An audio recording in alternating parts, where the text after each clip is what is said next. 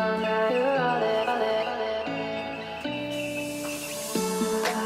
could wait 1,000 days. You never wait for me. You never wait for me.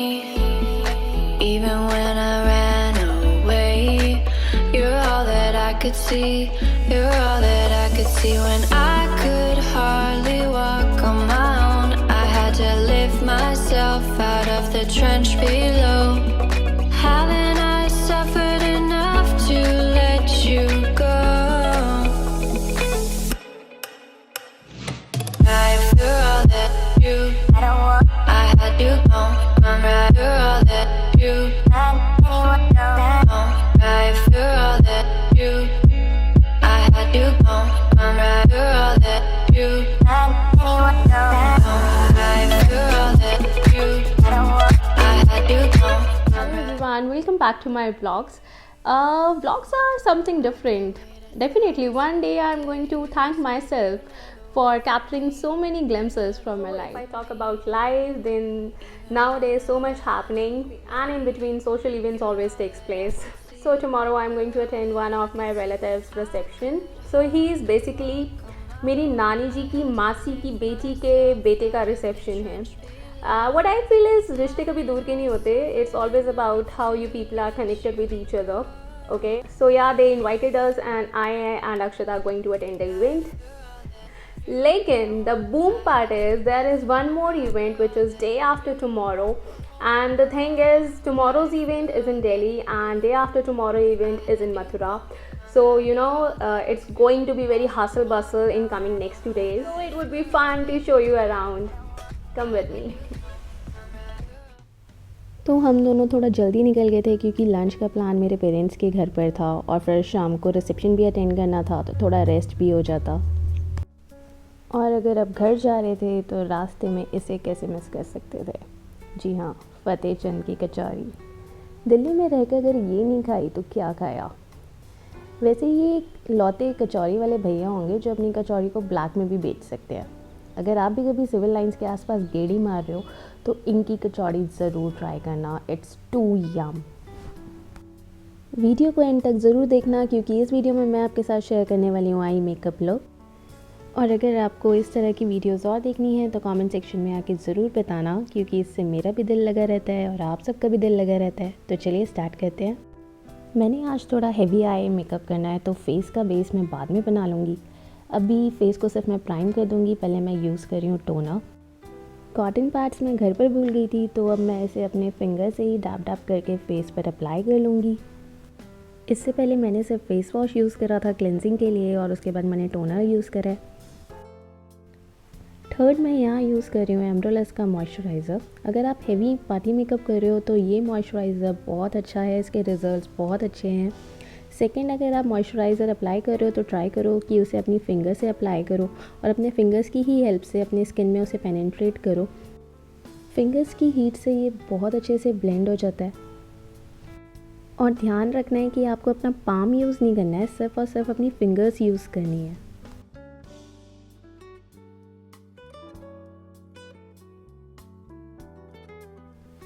Fourth use करना है facial oil. यहाँ मैं facial oil की bottle खोलने की कोशिश करी थी लेकिन मुझसे खुल नहीं रही थी तो मैंने मम्मा को खोलने के लिए दे दी.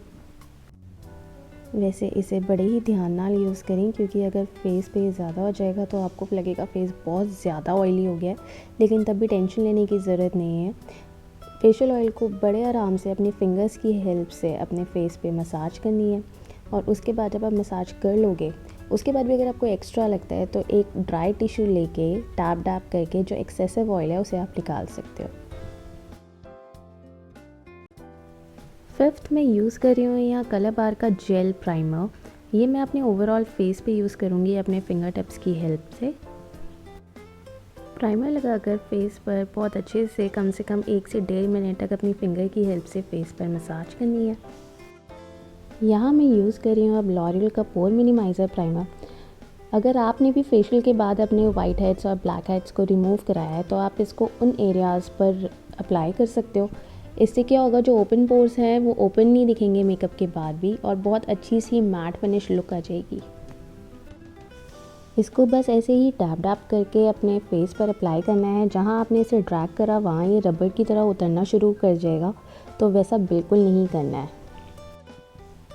इसे मैं थोड़ा सा अपने लाफ लाइंस पे भी यूज़ करूँगी। इससे लाफ लाइंस पूरी तरह से एलिमिनेट तो नहीं हो जाती हैं, लेकिन हाँ बहुत हद तक इससे फ़र्क आता है।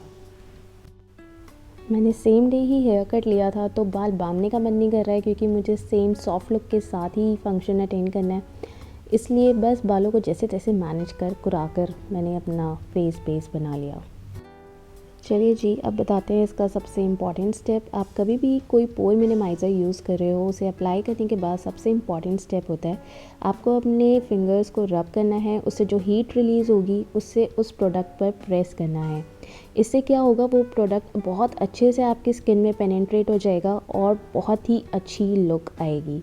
बहुत ही क्लीन और फिनिश लुक के लिए ये स्टेप ज़रूर करें। यहाँ मैं लिप्स को और जूसी बनाने के लिए उस पर फेशियल ऑयल अप्लाई कर रही हूँ।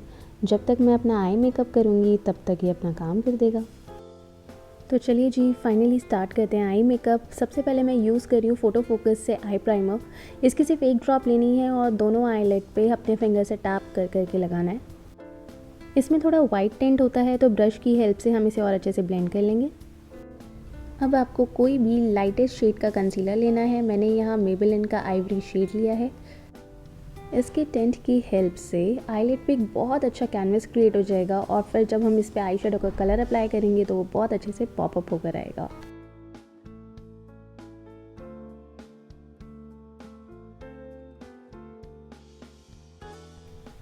लिक्विड कंसीलर को लॉक करने के लिए कंसीलर के ही शेड का आई शेडो लेके हम उसे लॉक कर लेंगे।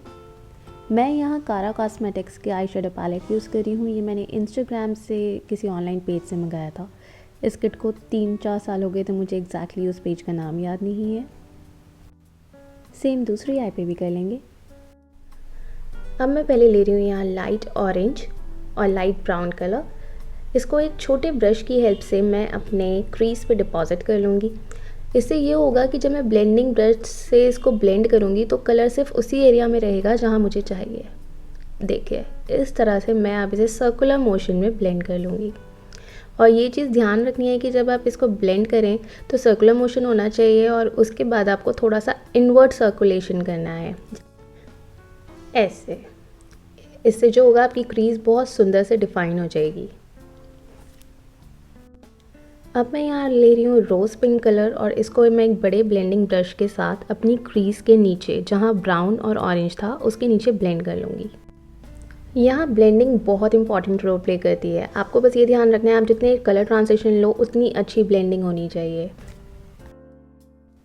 अब मैं यहाँ ले रही हूँ इंग्लॉट का जेल आईलाइनर। इसको एक फ्लैट टेपर्ड ब्रश की हेल्प से अप्लाई करना है, कुछ इस तरह। अपने क्रीज के आउटर एरिया में हल्का हल्का सा प्रोडक्ट लेके उसे बिल्ड करना है। एक साथ बहुत ज़्यादा मत ले लेना, क्योंकि ये जेल आईलाइनर है, बहुत फैल जाएगा। इसको थोड़ा सा बिल्ड करना है, कुछ इस तरह से।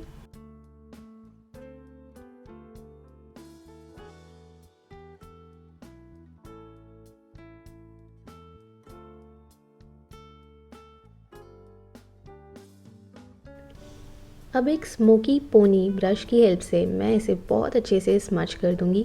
ध्यान रखें कि आप जब ये ब्रश लें तो इसमें प्रोडक्ट नहीं होना चाहिए। जो प्रोडक्ट आपने अपने आईलेट पे लगाया है उसे ही स्मच करना है।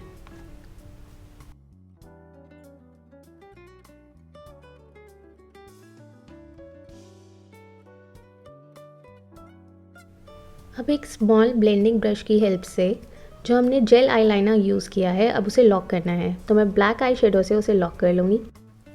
मेकअप में वैसे कोई ज़्यादा रूल्स नहीं होते हैं, लेकिन इतना बेसिक होता है कि जब आप कभी भी कोई लिक्विड या jail form of product use करो तो उसे लॉक करना होता है किसी पाउडर प्रोडक्ट के साथ। तो ये उसमें से एक है। यहाँ मेरे बाल उड़े जा रहे थे तो मैंने एक ही बार में सारे उड़ा दिए। पेशेंस थोड़े कम है मुझ में, बट कोई बात नहीं। अब एक ब्राउन रेड कलर की हेल्प से मैं अपने क्रीज को दोबारा ब्लेंड करूँगी। अब आप देखोगे धीरे धीरे आई मेकअप अपने फाइनल स्टेज पे आता जा रहा है।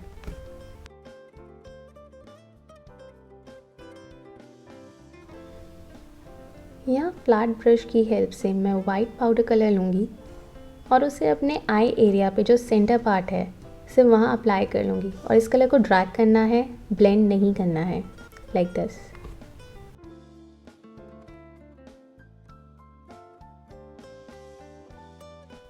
अब एक क्लीन ब्लेंडिंग ब्रश लेके क्रीज को सॉफ्ट कर लेना है। अब मैं यहाँ गोल्डन ग्लिटर फ्लैट ब्रश की हेल्प से अपने आईलिड एरिया पे ड्रैग कर कर अप्लाई कर लूँगी, कुछ इस तरह।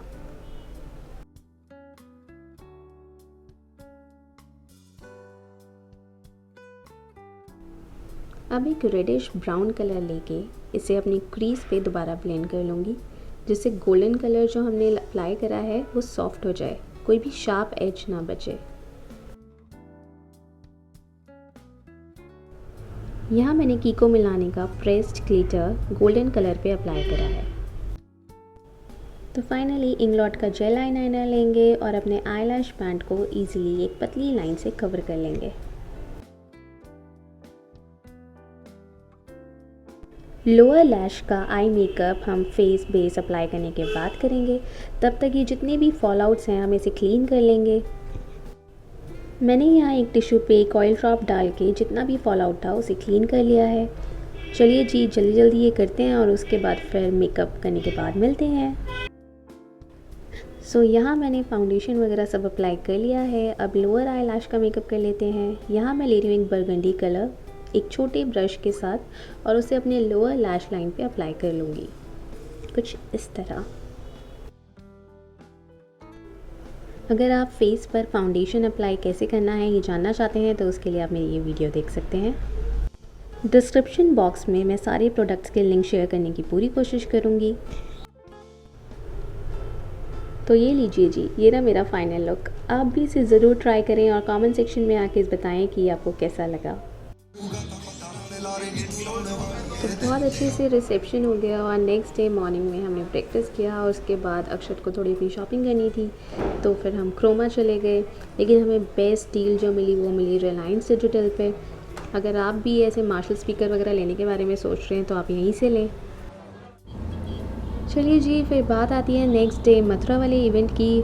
उसके लिए मुझे लग रहा था कि मुझे एक ड्रेस लेनी है तो फिर अक्षत ने बोला मॉल ऑफ इंडिया रास्ते में ही पड़ेगा तो हम वहीं से कुछ कलेक्ट कर लेंगे। लेकिन वीकेंड की वजह से बहुत ज़्यादा फुटफॉल था जिसकी वजह से मॉल की पार्किंग फुल हो चुकी थी। फिर हम पीछे वेब सिनेमा के पास गए, वहाँ हमने कार पार्क की और इसकी वजह से हमारा 1 से 1.5 घंटा वेस्ट हो गया। फिर एक शॉर्ट वॉक ली मॉल के लिए।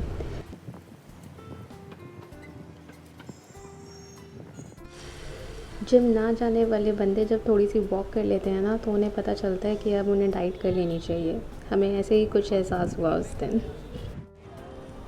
ओके जी, तो अगर आपको भी कोई ड्रेस लेनी होती है तो सबसे पहले आप कौन से स्टोर में जाते हो ये कमेंट सेक्शन में आके ज़रूर बताना।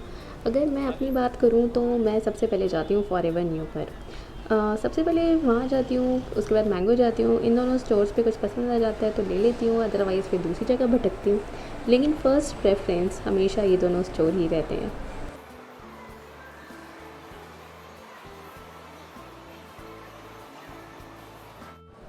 तो मेरी शॉपिंग का तो सिर्फ बहाना था। अक्षत ने खुद के लिए भी शॉपिंग कर ली और हमारी पूरी शाम यहाँ निकल गई।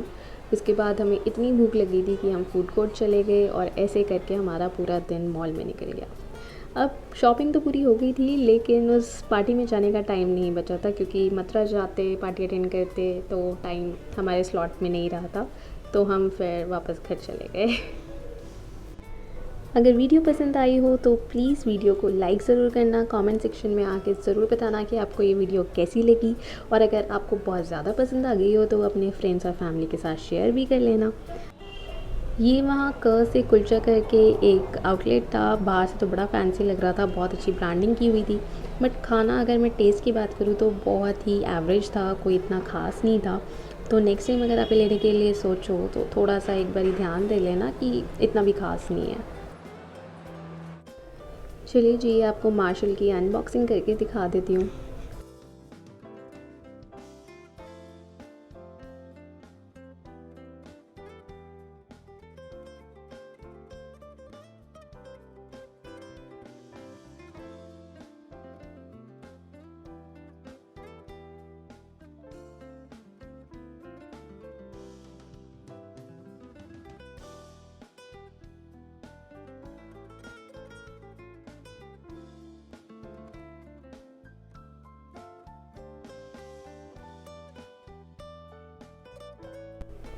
तो बस ऐसे ही शॉपिंग करते करते पूरा दिन निकल गया। फंक्शन की लेनी देनी हो गई, जा ही नहीं पाए, बट कोई बात नहीं, ड्रेस तो आ गई ना, क्या ही फ़र्क पड़ता है। ड्रेस आ गई, कपड़े आ गए, शर्ट्स आ गई, स्पीकर आ गया, और क्या चाहिए।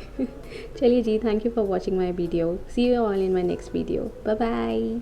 Days, you never wait for me, you never wait for me. I suffered enough to